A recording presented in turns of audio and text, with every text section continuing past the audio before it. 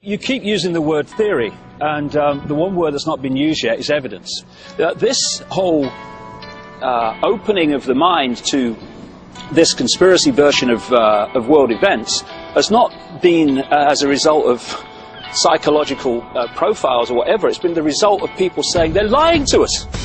Were the Twin Towers brought down as a result of the airplanes that struck them and the fires that followed, or were they brought down in a controlled demolition? Where would people get an idea like that? At the base of the towers, we find the most disturbing evidence. Several tons of molten metal seen by the first responders, the cleanup workers, and we have photo evidence, video evidence, eyewitness evidence. Molten steel running down the channel mills. Like lava. Some pieces of steel from the rubble of Building 7 had large holes burned through them, evidence that a high-temperature corrosive material had formed and burned through the beams. Active thermitic material discovered in dust from the 9/11 World Trade Center catastrophe. I was examining a dust sample, and what I found was a chip. Red on one side, gray on the other. The red side is composed of tiny iron oxide particles and aluminum. And these are the components of thermite. Then what you see in all four samples that we studied in this detail: carbon, oxygen, iron, and aluminum. That was surprising to me to see silicon and carbon, but then we find in the literature that's what these guys are doing in the weapons labs. They're adding organic because that gives you the explosive force. He took one of these chips and he put it in the differential scanning calorimeter, and sure enough, it went off at right about 430 centigrade, but more importantly, the peak was high, which means a lot of energy released, and narrow, which means it blew up. Regardless of how it was done or who was responsible, what happened to the Twin Towers seems obvious enough. They were brought down in a highly engineered, unconventional, controlled demolition. It was a psychological attack on the American people, and it was pulled off with military precision. Everyone agrees that climate change is the biggest challenge facing humanity. That's the constant claim of the political elite, and it's a lie. Everyone does not agree. The science has settled, said Al Gore, which is the most unscientific statement you could meet. 700 scientists from more than 400 institutions in more than 40 countries in the last 20 years have contributed to papers that I know about and can on notice list, saying that the medieval warm period was real, was global, and was noticeably warmer than the present, so that there's nothing special about today's temperatures. The emails leaked from the East Anglia Climate Centre in England showed extensive efforts to make the data show warming where none existed. We see evidence of fraud within the emails themselves, evidence of fraud within the code itself, and we have complete suppression of the scientific method. They had control of their own peer review process.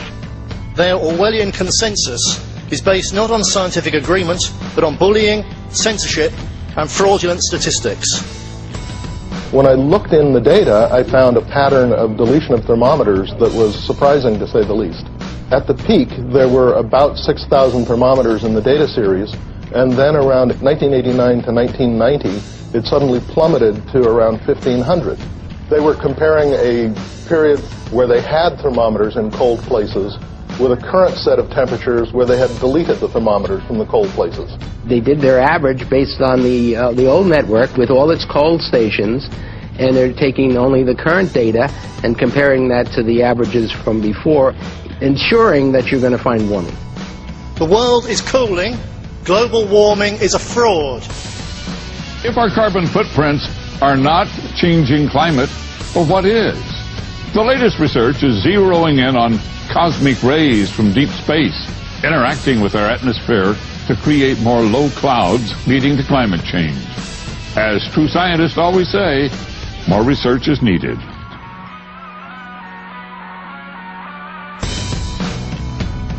A congressional committee has concluded that President John Kennedy and civil rights leader Martin Luther King Jr., both of them, were probably killed as the result of conspiracies. The CIA admitted in 1964 that Oswald was trained as a CIA agent. I have the document in my hand. Oswald was CIA. On the outskirts of the national capital today, black limousines with darkened windows converged on a hotel where private security guards imposed ironclad control. The limos carried royalty, political power brokers, and industrial titans to a secret meeting that will last all weekend. It's known as the Bilderberg Group.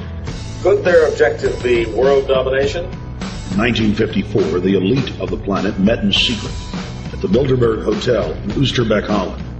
The Bilderberg Group would later admit that their mission was the formation of the EU. So this is 50 years ago saying we must have a European Union.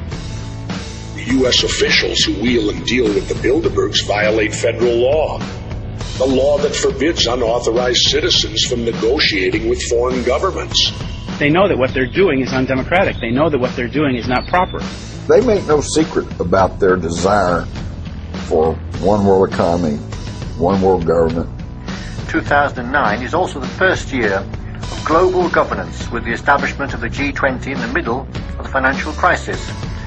The climate conference in Copenhagen is another step towards the global management of our planet. The driving force behind globalism is just plain old socialism. The wealthy elite who have the money and the power know that if they can create a one world global social system, that they can control the central authority. In other words, world domination.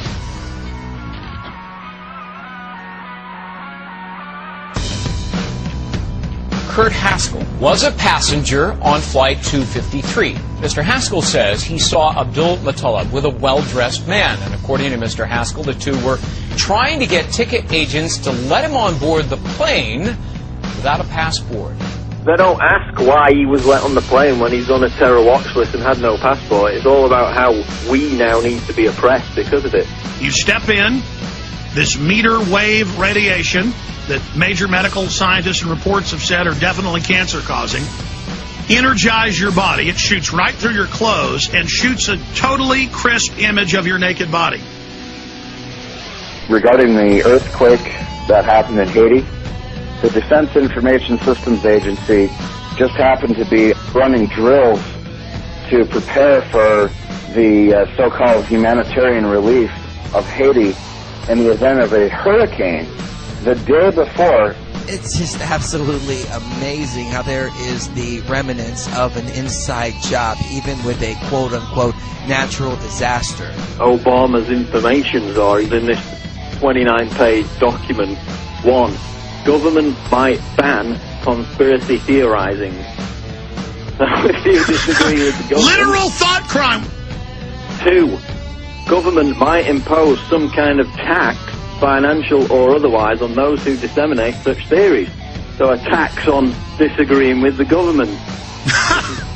Mainstream scientists or the editors of Popular Mechanics, whom government attempts to enlist to give credibility to its rebuttal efforts. So he's basically admitting that when Popular Mechanics came out and, stood behind the official 9/11 stories, that Popular Mechanics was enlisted by the government to do that. People have asked me over the years, what's planned? And I've said, read two books, George Orwell's 1984 and Aldous Huxley's Brave New World. Because these two had access to the agenda, they weren't writing from imagination. They had an understanding of where this was supposed to go. You have a scientific dictatorship that does whatever it wants, whenever it wants to you. The denial is over. The reason you're not angry and the reason you're not like your grandparents or their parents is because for at least 60 years, toxic chemicals have been put in your food and water. We are in process of developing a whole series of techniques which will enable the controlling oligarchy to get people actually to love their servitude, to enjoy a state of affairs which, by any decent standard, they ought not to enjoy. And I have noticed with increasing dismay that there seems to be a general movement in the direction of this method of control